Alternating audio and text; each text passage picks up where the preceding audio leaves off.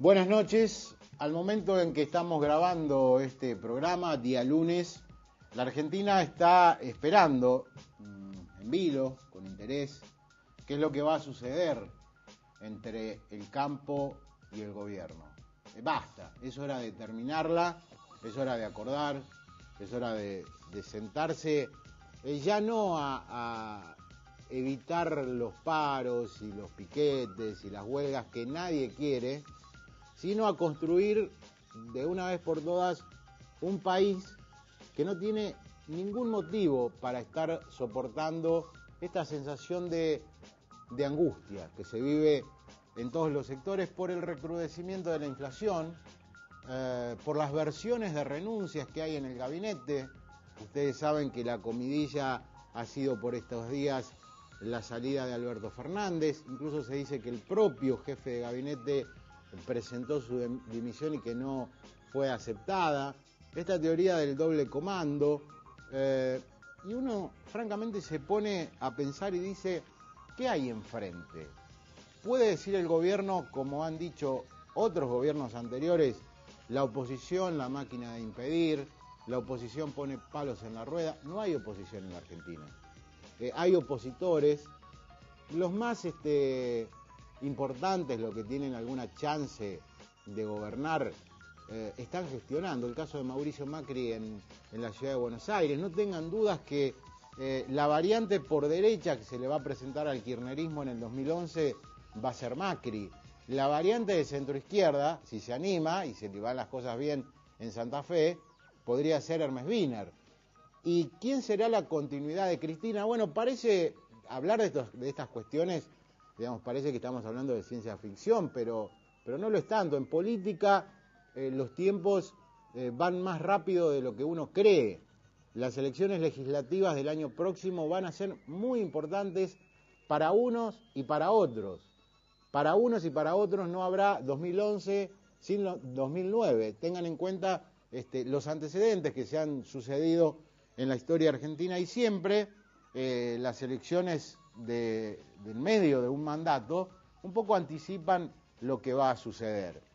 Por lo tanto, en medio de este fragor, en medio de grupos comunicacionales que de un día para otro cambian de posición, y en esto debemos decir que hemos sido intelectualmente honestos, porque desde un primer momento cuando bajaban aquellos índices de 80% de imagen positivo, dijimos, cuidado, un gobierno que se basa en el temor puede tener muchísimo caudal, muchísimo sostén, muchísima masa crítica, pero cuando se produce una grieta, después se producen varias. Y creo que esto es lo que está pasando hoy políticamente en la República Argentina. En la provincia de Santa Fe también pasan cosas. Y por eso vamos a hablar, después del primer corte comercial, con el presidente del bloque de diputados provinciales del Partido Justicialista Frente para la Victoria, Luis Rubeo Hijo. Ya volvemos. Lo dicho entonces, está con nosotros el presidente del bloque de diputados provinciales del Frente para la Victoria, Luis Rubeo Hijo. Gracias por venir. No, al contrario, gracias por invitarme. La primera pregunta, ¿cómo está el peronismo santafesino después de la derrota y, bueno, supongo que lamiendo las heridas, ¿no? Sí, involucrado en un proceso interno que se tiene que llevar adelante, que recién en la introducción que vos planteabas con respecto a la situación del campo y la situación que tiene el gobierno en los sectores agrarios, no pasa por un mejor momento. Reorganizar el Partido Justicialista, lo que pasa es que los plazos son necesarios y creo que a partir de allí, que haya una conducción elegida por los afiliados, va a permitir que entremos en un proceso de recuperación, por lo menos lo que muchos de nosotros aspiramos. En el marco legislativo, hasta el momento, más allá de las divisiones internas que tenemos en los distintos bloques y demás, venimos acordando y fijando posiciones uniformes, tanto en el bloque de diputados como en el bloque de senadores, y de esta manera, bueno, nos venimos parando de cara a un oficialismo que viene gobernando la provincia hace escasamente 5 meses. Uno observa al peronismo provincial y ve autoridades que obviamente son las que siguen después de la derrota, que no tienen en muchos de los casos, respaldo, si se quiere. Son legales, yo digo que son legales, pero no son legítimas, claro, porque exacto. No están legitimadas por la voluntad de los afiliados, y esto es lo que nosotros necesitamos. Para empezar ese proceso de reconstrucción, hay nuestra visión del sector que militamos con Agustín Rossi, tenemos una visión muy particular. Nosotros decimos que el peronismo santafesino se tiene que encolumnar con el peronismo a nivel nacional y en función de esto, a partir de allí, eso va marcando una divisoria de aguas. ¿Por qué? Porque lo que fracasó desde nuestra visión el 2 de septiembre con la derrota fue una manera de hacer política en Santa Fe, porque si hubiera sido exitosa no hubiéramos perdido. Y a partir de allí nosotros tenemos que modificar esta situación y esto va a tener mucho que ver con los hombres que estén al frente de este posicionamiento. Cuando usted dice que fracasó una manera de hacer política, ¿cuál fue esa manera de hacer política? Nos parece, primero en lo que se refiere al Partido Justicialista, estuvo prácticamente dormido. No hubo discusión interna, no había una política de generación de cuadros. En los departamentos donde se perdía, la política exclusivamente pasaba por el marco institucional, no por el ámbito partidario, y no se regeneraron nuevos dirigentes. La ley de Lema atomizó muchísimo la estructura partidaria, aunque a lo mejor muchos piensan, y en realidad lo era, que era exitosa para conseguir el triunfo en las elecciones. Desde el punto de vista interno provocó una gran atomización.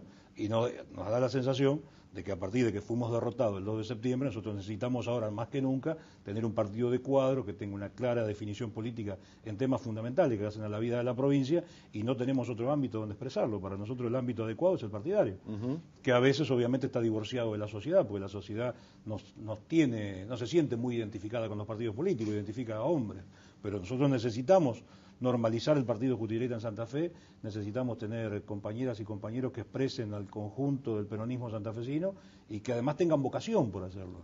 Yo conozco, sin dar nombres en particular, dirigentes que han llegado a la conducción partidaria sin ninguna vocación por hacerlo, porque en algún momento fueron circunstancialmente involucrados en una lista y hoy son autoridades de ese partido. Uno observa, digamos, antes de las internas, falta mucho, van a ser el 13 de julio, ya choques dialécticos bastante fuertes. Por ejemplo, Agustín Rossi dijo en esta mesa respecto a Reutemann, cuando escuchó el ruido de la primera cacerola, se pasó de bando.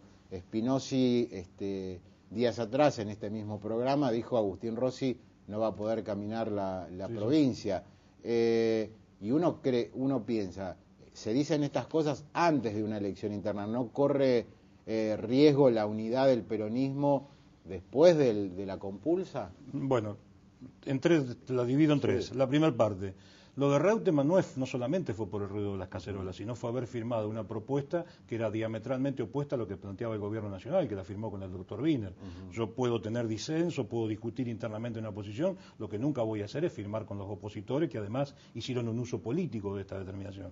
La segunda cuestión, con respecto a no caminar la provincia de Agustín, la verdad que eso es una falacia total. Nosotros lo venimos haciendo permanentemente en cada uno de los departamentos de la provincia y no hemos tenido ningún inconveniente. Además hay que hacer una diferenciación en lo que se refiere a la lucha interna en la tercera etapa. La definición de las autoridades partidarias va a ser en el marco de los afiliados, no en el marco de la sociedad. Y allí me parece que hoy por hoy la identificación mayoritaria de los afiliados se encuentran con un dirigente que viene fijando una posición clara, que viene siendo consecuente con una política nacional, que la defiende con convencimiento y convicción como es Rossi, y no ir de alguna manera adecuándose de acuerdo a las circunstancias. Otros venían expresando su alineamiento con el gobierno nacional, pero resulta que cuando la situación se convirtió en difícil, lo primero que hicieron fue alejarse. Entonces, me da la sensación de que cuando el afiliado deba valorar estas situaciones, lo va a hacer por la positiva y se va a sentir identificado con aquel que crea que defiende más sus intereses partidarios, y a nosotros nos parece que el que lo hace es Agustín Rossi. ¿Y a usted no le parece que después de la compulsa pueden quedar heridos que dificulten la unidad del partido? No, mire, nosotros cuando fuimos a la primaria el 1 de julio, si hay una muestra acabada de que eso se puede hacer, fue nuestro sector. Nosotros el día 2 de julio hicimos una conferencia de prensa con el que nos había ganado, que era Rafael Bielsa, y fuimos el sector político que creo que más militó de acuerdo a la elección del 2 de septiembre. Si se hace en un marco de respeto, de no entrar en agravios, hasta ahora nosotros, a los agravios que vienen sufriendo nuestros dirigentes y demás, nunca le hemos contestado y hemos tenido una actitud de mesura y de responsabilidad porque creemos que eso no ayuda a nadie. Ahora esperemos que el otro sector haga lo mismo. De nuestra boca no va a salir ningún agravio para ningún compañero. Y lo que hizo Rossi con respecto al senador Reutemann fue marcar una posición política. No se puede ser senador de la Nación y dirigente nacional en Capital Federal y cruzar Arroyo del Medio y convertirse en productor agropecuario. Uno siempre de una misma manera. Hay una cuestión que yo la escribí el domingo en mi columna en el diario, a partir de, lo que han cambiado las situaciones, el gobierno nacional está en problemas, Pero además, bueno, el presidente del partido es Néstor Kirchner. Digo, ¿no bajará la orden de que no haya internas en Santa Fe, de ver una lista de unidad y que aparezca un tercer candidato que algunos sitúan en Omar Perotti? Hasta el momento que yo tenga información, ese escenario no existe, no se ha planteado en ningún momento, y me remito también a lo que fue el 1 de julio. El 1 de julio había innumerable cantidad de operaciones que decían de que nosotros no íbamos a competir y demás, y quiero ser sincero con ustedes, si a Agustín Rossi, el presidente de la República de aquel momento, le hubiese manifestado su vocación de que no hubiese interna en la provincia, no tenga duda de que no hubiese habido. Nadie se lo manifestó, nosotros fuimos a la compulsa interna, a la primaria, y ahora vamos a ir a la compulsa interna, y nos parece que le hace bien a la vida democrática del justicialismo. Nosotros hace muchísimo tiempo que venimos teniendo autoridades a partir del consenso, de la unidad. Esa unidad y ese consenso nos llevó a la derrota. Entonces nos parece de que tendríamos que buscar otro mecanismo que permita, y vuelvo a insistir, por lo menos de lo personal, yo estoy absolutamente convencido, que es fundamental a los hombres y mujeres que pongamos al frente de esto. No es lo mismo tener vocación de dirigente político, con una vida partidaria y que tenga vocación por la construcción política, a ser candidato. Y esto es lo que ha pasado. Nosotros con la ley del EMAS teníamos permanentemente candidatos. Lo que no teníamos eran dirigentes políticos. No se abocaban a la construcción del partido, no se abocaban a la construcción. Y ahora, a ver, el peronismo se tiene que expresar con respecto a la reforma de la Constitución. Digamos, tiene que tener una posición ordenada. ¿Su posición cuál es? Nosotros estamos absolutamente en contra de ese tema. Nosotros creemos de que es absolutamente innecesaria. Yo uso una muletilla, pero digo, bueno, mucha franqueza. A mí nadie me para por la calle para decirme, Rubio, modifique la Constitución. Sin embargo, si me dicen, mire, Rubio, me asaltaron a la vuelta de mi casa, mataron a tal persona, se hizo este robo en tal lugar. Así que me parece que hay otras urgencias que tiene la gente. Esta mañana me preguntaban en un medio la posibilidad de convocar un plebiscito. Y la verdad que me parece una medida, primero, que no está habilitado constitucionalmente. Segundo, es una medida de cohesión de algunos lugares para ver si vuelcan la balanza para modificar la voluntad de algunos legisladores. Nosotros no la vamos a modificar. Con esa amenaza, Menem le arrancó la reelección, usted lo recordará, a Alfonsín, ¿no? Y si vino el Pacto de Olivos. Sí, bueno, pero nosotros no, en ese sentido, y es más, creo que en esto, tanto diputados como senadores, vamos a mantener una posición uniforme y concreta. Primero porque tenemos un mandato partidario que fue el que se expresó en el último Congreso. Y segundo, por convicción, nosotros no vemos ninguna necesidad de reformar la Constitución, y si hubiese que debatirla no hay que hacerla en las urgencias que viene planteando el Partido Socialista. Hoy la modificación de la Constitución de Santa Fe le interesa al partido de gobierno, le interesa al doctor Wiener y le interesa a aquellos dirigentes que quieren ver de qué manera modifican una Constitución que sea su imagen y semejanza para ver cuántos años gobierna Santa Fe. Y nosotros creemos que esto no es así. Días atrás, Spinozzi, presidente del bloque de senadores, decía, bueno, no hay agenda legislativa, el Ejecutivo no manda proyectos, hay muy pocos temas en debate. ¿Cuál es la realidad en diputados? Usted es presidente del bloque. Miren, diputados hasta ahora vinieron algunas ampliaciones de partida para poder incorporar agentes en la EPE, se nos pidió una ampliación de partida para el Ministerio de Seguridad. Hay un proyecto que no es del Ejecutivo, sino que es de algunos legisladores, de modificar la vieja ley Pascuto, que es incorporar a Rosario en un reparto del sistema de salud de los fondos de lotería. Y lo que sí, tuvimos una discusión bastante ardua, que fue con el aumento de la tarifa de energía eléctrica, a la cual nosotros le habíamos propuesto una alternativa que no fue tenida en cuenta. Que yo también quiero recordar que era una alternativa que había ofertado en su momento el diputado Bonfatti. O sea, él decía que hasta 500 kilovatios no se aumentase y que después se aplicaran los aumentos. Nosotros le recordamos esta alternativa, ellos no le dieron curso. Y bueno, y ahora el excesivo teatralización de alguna manera por parte del doctor Wiener en la Asamblea Legislativa del 1 de mayo de la necesidad de la reforma.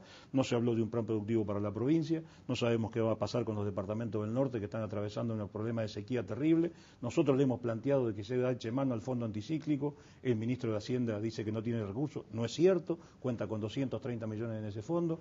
Nosotros le venimos planteando de una forma de modificar la coparticipación provincial en lo que se refiere a los impuestos nacionales para que puedan participar las comunas y municipios que tienen urgencias inmediatas. Esto se está debatiendo en el Senado se va a ser sancionado, yo no tengo duda, y vamos a tener un debate muy arduo en diputados, donde ya en principio parecería que el oficialismo no quiere acompañar, así que la agenda de alguna manera se viene haciendo día a día, pero lo que fue el anuncio del gobernador de alguna manera, no sé, le doy un ejemplo, el tema de Fonavi. Vamos a escriturar los Fonavi. Era un proyecto que estaba para ser sancionado este jueves en la legislatura. Nos pidieron postergar el tratamiento 3 semanas porque quieren verlo. pero lo anunció el gobernador como si fuera una cosa novedosa. El ministro Bonfatti dice de que incorporaron en el fondo de obras menores que se duplicó en 2 veces y media. Es falso. El ministro Bonfatti lo único que ha hecho es aplicar la ley, que fue sancionada en el año 2004 y modificada por el justicialismo en febrero y en agosto del año pasado, donde dice que tiene que aplicar el 1% del presupuesto y el remanente del año anterior. Eso da los 80 millones de pesos que anunció el ministro, pero no es que fue una cosa novedosa de ello. Se reparte el 100% de coparticipación de los ingresos brutos. Fue sancionado por la legislatura anterior y promulgado por el doctor Wiener. Es cierto que podía no haber promulgado, pero no tuvieron nada que ver en el origen de la medida. Entonces, estamos haciendo anuncios, anunciamos la construcción de aulas de informática en 100 escuelas, viene del Plan Federal de la Nación. Anunciamos 6.600 viviendas, vienen del Plan Federal de la Nación. La verdad que hasta el momento en la agenda legislativa es muy pobre. Estamos dialogando con el presidente del bloque de diputados justicialistas de la provincia, hacemos el corte y seguimos conversando. La pregunta que surge para Luis Rubeo es, a partir de esta situación de mayoría legislativa del peronismo en lo que sería una eventual asamblea legislativa que debe resolver los temas más importantes, en minoría en diputados, mayoría en senadores, ¿cómo es la relación con el oficialismo? En el marco de la Cámara de Senadores me da la sensación de que el oficialismo tiene permanentemente que vivir conversando por la mayoría abrumadora que tiene el justicialismo, y si no, no va a poner ningún tema. En el caso de nuestra Cámara, en la Cámara de Diputados, la verdad que el oficialismo viene teniendo una actitud muy dura en lo que se refiere a las propuestas que ellos hacen, y yo creo que ahora, a partir de que comienza el periodo de sesiones ordinarias, que ya empezó la semana pasada, ellos van a hacer valer esa mayoría en cada una de las comisiones. A ver, nosotros planteamos iniciativas legislativas que necesitan algún tipo de mayoría especial, no logramos que nos acompañen en una. Es todo siempre a comisión, se discuten, o sea, no hemos podido consensuar de ninguna manera. Tema, por ejemplo, que era el tema del agro en su momento, que estaba en una discusión en la Cámara de Diputados, nosotros no teníamos ningún inconveniente que la Cámara se expresara. Lo que pasa es que ellos querían que nosotros adhiriéramos al documento que había hecho en su momento el doctor Wiener, que era, nosotros no estábamos de acuerdo en esto, decíamos, hagamos un documento donde convoquemos a las partes, bueno, que después fue lo que en definitiva pasó, de que se asienten en una mesa a dialogar y demás. Nosotros estamos, por supuesto, de acuerdo en esto. El oficialismo, con una rigidez absoluta, no quería ningún tipo de modificación, y por supuesto terminó así como ellos. Nosotros necesitábamos una mayoría especial, también la necesitan ellos, y ahí es donde no cuentan con nuestro concurso. Y bueno, se provocan bastante debate, pero está pasando una cosa en el oficialismo que por lo menos hasta ahora la vienen disimulando, pero es el debate entre las mismas fuerzas políticas. O sea, cuando se discutió el tema del observatorio de medios, la respuesta, o sea, el planteo lo hizo la diputada de Micheli, de que está dentro del Frente Progresista, por el PDP, y la respuesta vino por parte del diputado Brignone. Y después respondió el diputado Real y la respuesta vino por parte del diputado Riestra, que es del ARI. En la sesión anterior, el diputado Facendini hizo un reclamo permanente de la cantidad de requerimientos que le ha hecho al Ejecutivo con proyectos que están en su comisión, que es la comisión más importante, que es la de Presupuesto y Hacienda, y leyó uno por uno 14 notas que le envió a distintos ministros que no se la contestaron. Entonces me hace pensar de que hay un problema de fondo en el bloque del oficialismo, y bueno, y a esto se agudiza sobre todo con las diferencias que tienen con nosotros. Dijo el gobernador Hermes Wiener, necesitamos un solo presidente. Después, bueno, vino la respuesta de Kunkel, durísima.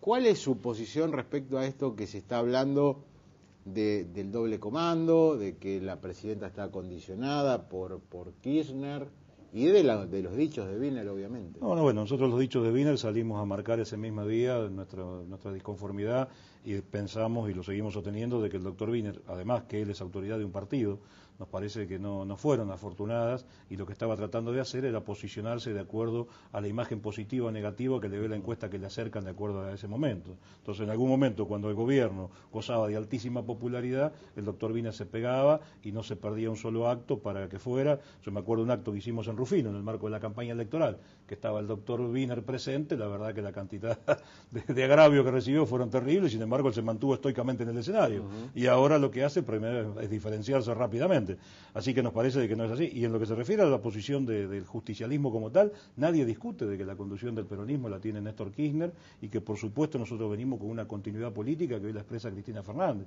pero la presidenta de la República sigue siendo Cristina Fernández, y lo que nosotros vamos a seguir es respaldando cada una de estas acciones.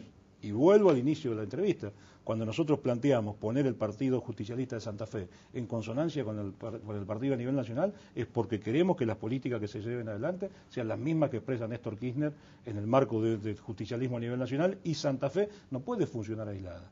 Hay alguna idea de algunos dirigentes de que quieren funcionar en un marco de alianza, si me conviene acuerdo con el justicialismo nacional y si no me repliego a la provincia. Y nosotros siempre en el peronismo vimos a la República como un todo, nosotros somos un movimiento nacional y no nos parece que esta sea la manera adecuada.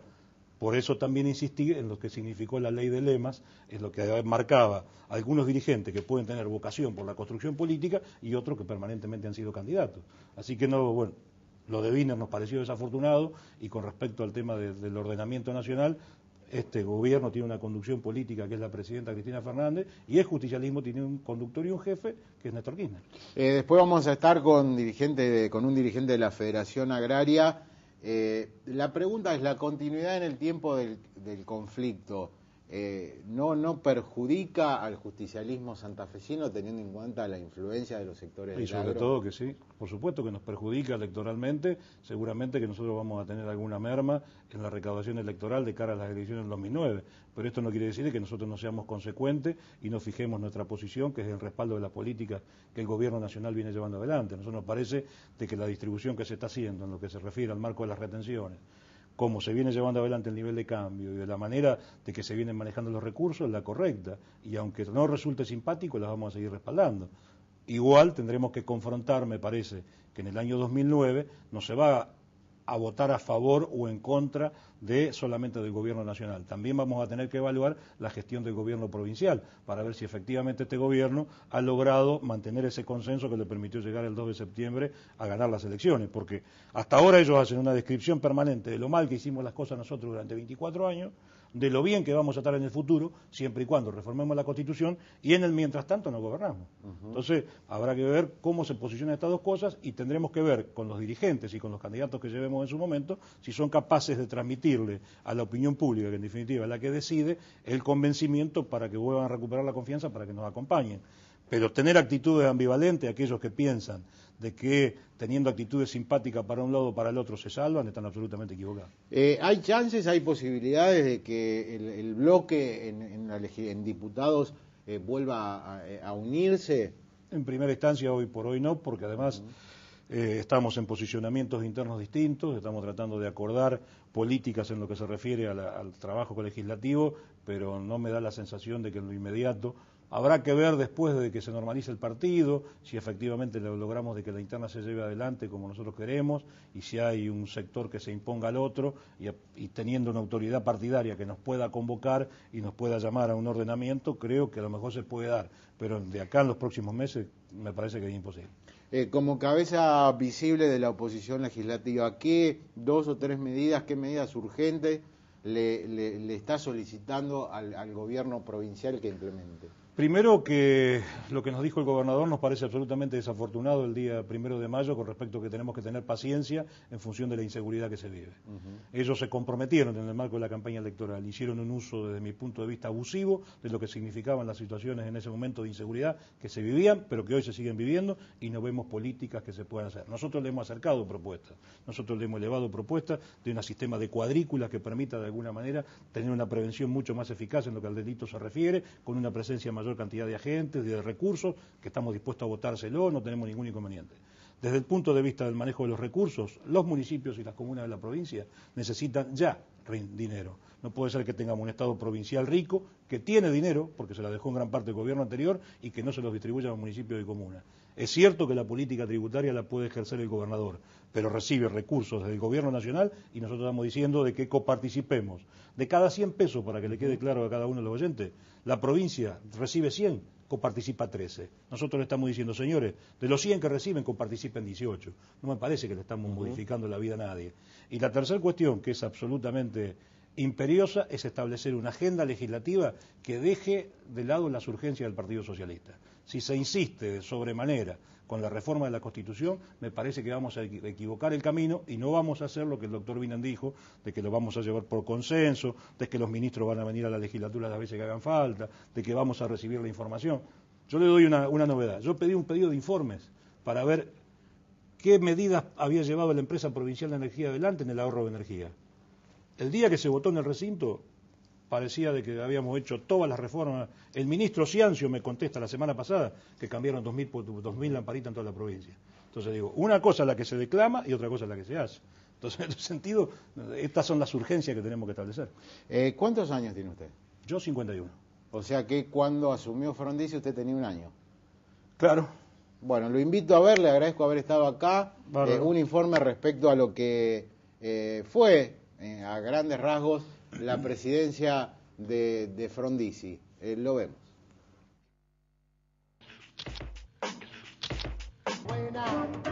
En 1958 fue aprobada una ley de asociaciones profesionales por la cual se restableció el régimen creado por Perón. Esta ley le restituyó a los sindicatos su personería jurídica y con ella el poder de negociación que estos no habían podido utilizar durante el gobierno militar. El sindicalismo peronista retomaba así parte del espacio y poder institucional perdido. Pero a mediados de 1959 comenzaron a sentirse los efectos de las concesiones hechas a los grupos de poder. La situación social se tornó explosiva. Los peronistas desengañados comenzaron a presionar a través de los gremios y encontraron eco a sus convocatorias de huelgas y movilizaciones por la mala situación económica y pérdida de poder adquisitivo de los sueldos, que llegaba en un año al 30%.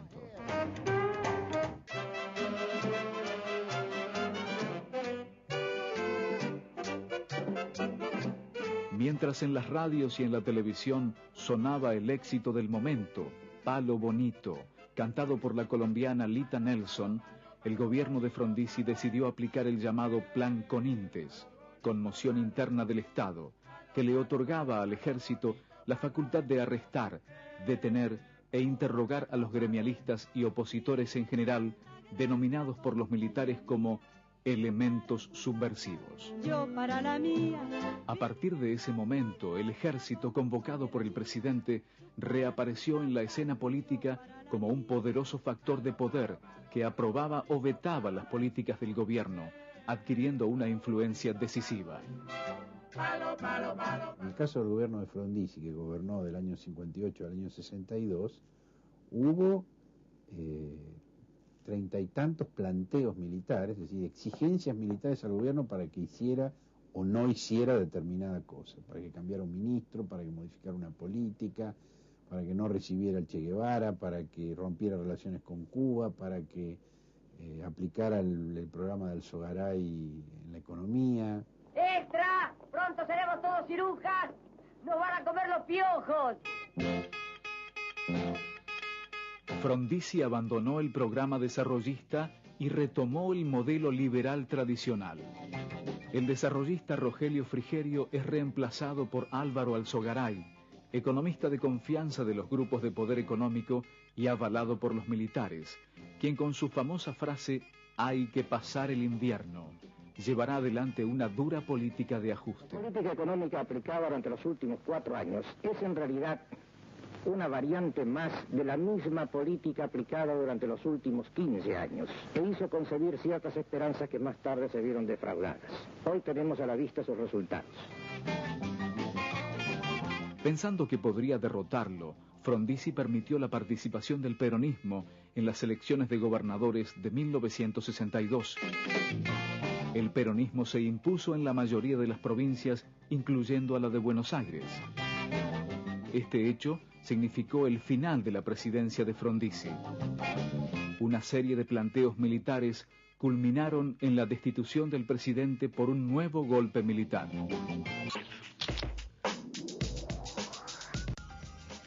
Las enseñanzas que deja la historia: se cumplieron 50 años, el 1 de mayo, desde la asunción de Frondizi, y hace 50 años que la Argentina tuvo su primer ministro de Economía, que tantos problemas ha traído, ¿no? Cada vez que renuncia un ministro de Economía se viven momentos de crisis en el país. Pero bueno, estamos con Juan Manuel Rossi, que es secretario de Finanzas de la Federación Agraria Argentina. Bienvenido. ¿Qué tal? Muy buenos días.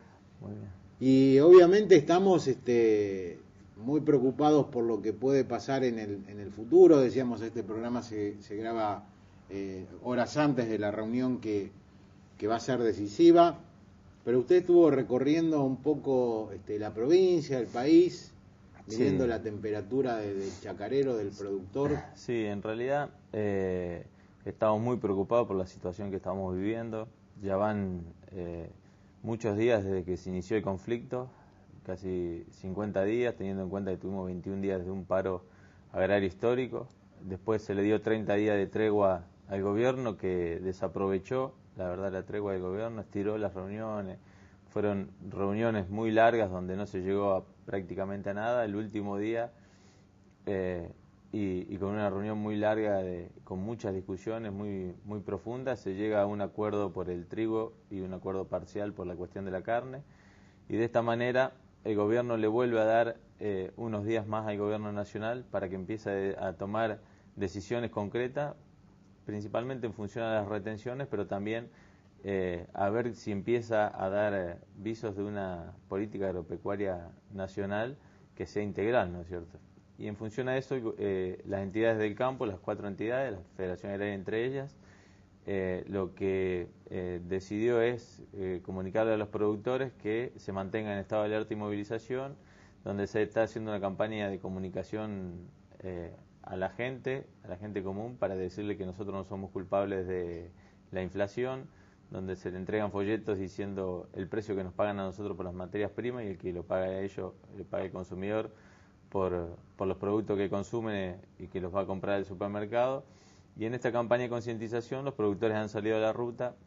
Yo estuve recorriendo algunos pueblos de la región, acá cercana a Rosario, y también de la provincia de Córdoba, donde durante el fin de semana han salido los productores, la verdad que con muchas ganas de manifestarse a la ruta, ¿no? Desde lo político, digamos, Cristina Fernández recogió el aval en las últimas elecciones de mucha gente que tiene su actividad en el campo. ¿Usted nota que hoy han cambiado las circunstancias, que ha cambiado obviamente el humor hacia el gobierno, y que esto es irrecuperable para el oficialismo?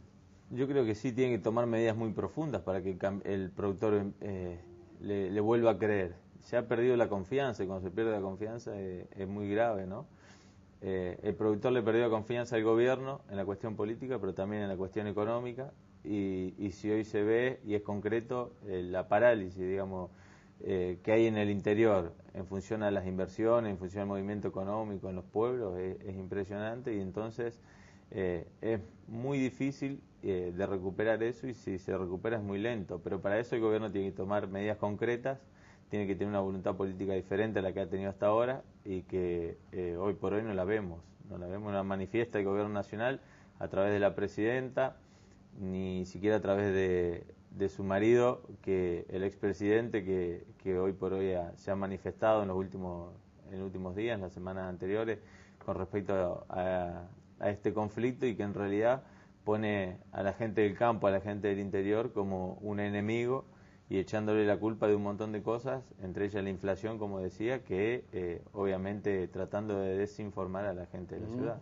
¿Han habido intentos del gobierno nacional de quebrar la unidad de las 4 entidades? Bueno, sí, hubo algunas cuestiones concretas, pero en definitiva la unión de las 4 entidades sigue muy firme.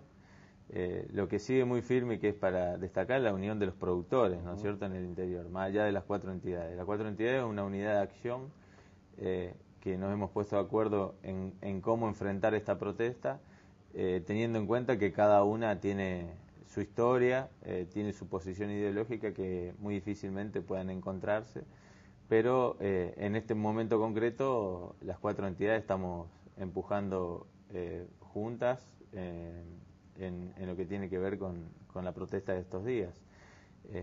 principalmente y es empujada por los productores del interior, ¿no?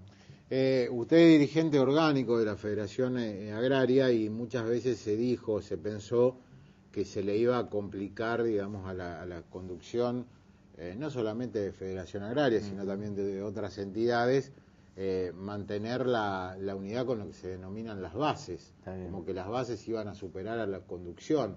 ¿Existe riesgo de que se produzca? No, en realidad yo creo que no, porque en realidad lo que tenemos que evaluar es que el gremio del campo es por ahí diferente a otros gremios. Si nosotros vemos a un moyano, es un patrón de estancia que manda y los asociados por ahí hacen caso a lo que dice el líder. Acá la mayoría de los productores, o todos los productores, son seres pensantes que opinan, se manifiestan en la gran cantidad de asambleas que hay por todo el interior del país. El dirigente lo que hace es expresar lo que las bases mandan, entonces no puede haber desborde. Es más, en la Federación Agraria estamos, y todos los chacareros están muy tranquilos, muy orgullosos del presidente Eduardo Bussi, que está a la cabeza hoy por hoy, y en realidad se ha visto que los dirigentes han estado a la altura de las circunstancias. Han aparecido dirigentes nuevos en todo el interior, y los gremios del campo se han fortalecido mucho con esta protesta, todo por el contrario de lo que por ahí suponían algunos que no querían que esta protesta tenga éxito y que querían debilitar a los gremios. Hoy por hoy, fundamentalmente, la Federación Agraria está muy fortalecida y con el respaldo de mucha cantidad de productores de todo el país, ¿no? Lo que dice el gobierno es, bueno, cuando nosotros asumimos, el campo estaba en una situación de extrema marginalidad, había muchos productores endeudados con el Banco Nación, pudimos solucionar la mayor parte de estas cuestiones, se habló del piquete de la abundancia. ¿Cuál es la realidad del campo en la provincia de Santa Fe hoy? Lo cierto es que no todo el campo es lo mismo. Hay una parte del campo que no podemos decirlo, que le va bien, que la devaluación le ha caído bien a la mayoría de los productores. En la década del 90 más de 100.000 productores dejaron de serlo por endeudamiento, por quebranto. Pero también tenemos que decir que en esta etapa de los Kirchner, que ahora demonizan la soja, son ellos los que han profundizado la sojización en todo el país, con la política agropecuaria que han venido llevando a cabo en los últimos años.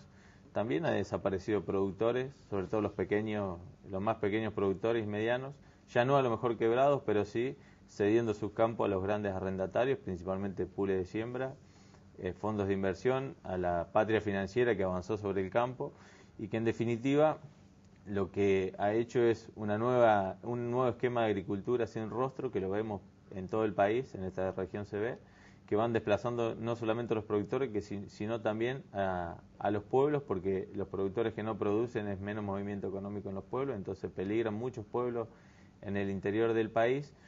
Y estos piquetes de la abundancia que dice la presidenta en realidad son muy parciales. Lo que sí es cierto es la gran concentración de la riqueza, que por ahí se denota.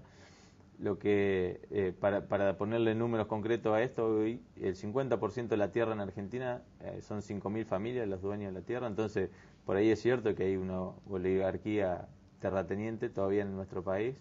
También tenemos que tener en cuenta que el 4% de los productores hacen el 60% de la soja.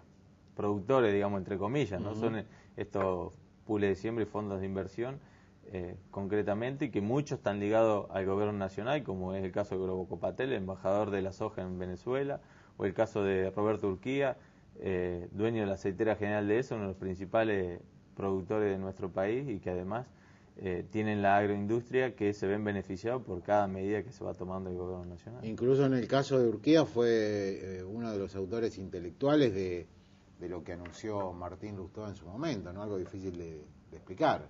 Claramente, porque se ven beneficiados los grandes grupos concentrados. Cada medida que fue tomando el gobierno nacional apuntó principalmente a perjudicar a los pequeños y medianos productores, a que dejen de ser productores concretamente, a que se vaya perdiendo esa cultura chacarera que costó tantos años construir, y ellos son los beneficiados porque todo lo que va quedando lo van comprando ellos, digamos, y se va concentrando cada vez más la riqueza y la tierra en la Argentina, que a la Federación Agraria le preocupa mucho y hace muchos años que viene peleando por eso, ¿no?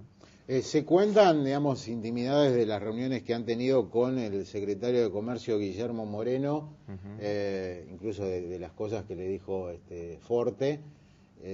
¿Cómo visualizan a Moreno dentro de este conflicto y dentro de este esquema de poder? Claramente Moreno es el monje negro, decimos nosotros, ¿no? Él responde, según lo que nosotros podemos ver, al expresidente Néstor Kirchner directamente. Por ahí ni siquiera respetan los mandos que hay dentro del gobierno, algunos ministros. Y en estos días lo que ha hecho es los acuerdos que el campo firmaba o que avanzaba con Alberto Fernández como negociador, el jefe de gabinete.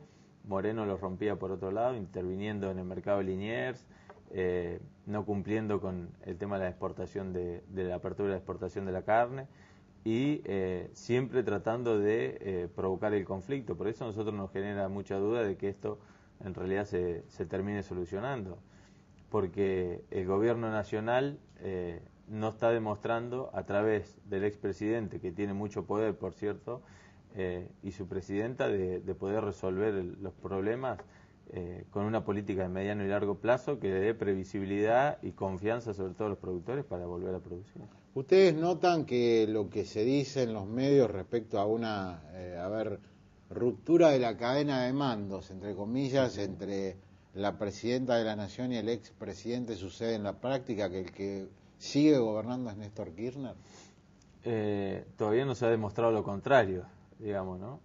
Nosotros queremos creer que no, que la presidenta está al mando de este país, pero genera muchas dudas, sobre todo en que en una reunión histórica donde durante más de 3 horas los 4 presidentes de las entidades se reunieron con la presidenta y mostró voluntad de solucionar los problemas, iniciar la tregua, después de pasado casi 20 días, no se han solucionado prácticamente ninguno de esos problemas. Entonces, si la presidenta mostró una voluntad positiva, después los problemas no se solucionan, algo en el medio hay, y seguramente debe tener mucho que ver el expresidente.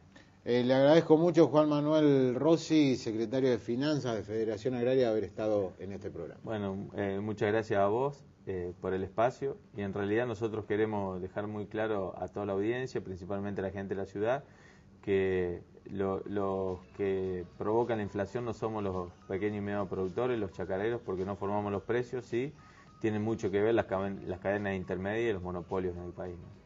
Hacemos el último corte y nos despedimos.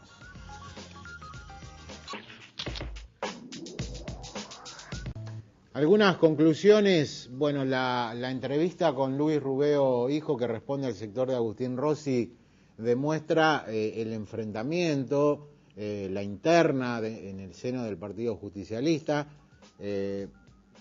Fue también duro con Carlos Reutemann, ¿no? Más allá de lo que había dicho Agustín, de que ante la primera cacerola se pasó de bando, lo vinculó con la patria sojera, y una revelación también que estaba en los pasillos, pero que le dio entidad a Rubeo, que es el deseo, la intención del gobierno provincial de buscar un plebiscito, tal vez se haga en las elecciones del año que viene, ¿no?, en las legislativas, para consultar a la opinión pública sobre la necesidad de la reforma constitucional. A lo mejor es una carta que presenta el Ejecutivo, el gobernador Wiener, para que el peronismo no tenga que someterse a una nueva contienda electoral que perdería, y de esa manera arrancarle la reforma que hoy parece casi imposible. Por lo demás, bueno, el conflicto campo-gobierno, más allá de lo que suceda en lo inmediato, en las próximas horas, me parece que es una relación peligrosa, una relación que se cortó. Federación Agraria y su presidente Eduardo Bussi fue un ultra-kirchnerista, fueron ultra-kirchneristas, tanto los dirigentes de la entidad como el propio Bussi. Y fíjense lo que quedó, diría el tango, ¿no? El gobierno ha roto lanzas hasta con este sector que siempre los había apoyado. Y queda para perfilar para el futuro ¿Qué es lo que va a hacer la presidenta de la Nación? ¿Cómo logra convencer a los argentinos que ella es la que manda, que ella es la que toma las decisiones? Se está hablando de un gran acto, el 25 de mayo, en la provincia de Salta. Se habla de un pacto social que preocupa a los sindicalistas y a algunos empresarios que dicen: no hay que descartar que acá aparezca un congelamiento de salarios y también de precios. Y frente a esto se han posicionado en los últimos días. Así está la Argentina, así está la provincia por estas horas. Para terminar, les voy a presentar dos libros muy interesantes. Se editó en el 2004, Los intelectuales y el país de hoy. 30 entrevistas sobre la Argentina en crisis. Esto lo editó el diario La Nación y es interesante contraponer estas opiniones de 2004 con lo que está sucediendo hoy. Y el otro libro, también, sorpresivamente, Luis Beldi, que es un periodista económico, estuvo en ámbito financiero, Los 12 Apóstoles, canibalismo y venganza en el motín más sangriento de la historia argentina. Ustedes recordarán los sucesos que se produjeron en la cárcel de Sierra Chica, y un libro que va a sorprender a más de uno. Se nos terminó el programa, regresamos en 7 días en profundidad. Buenas noches.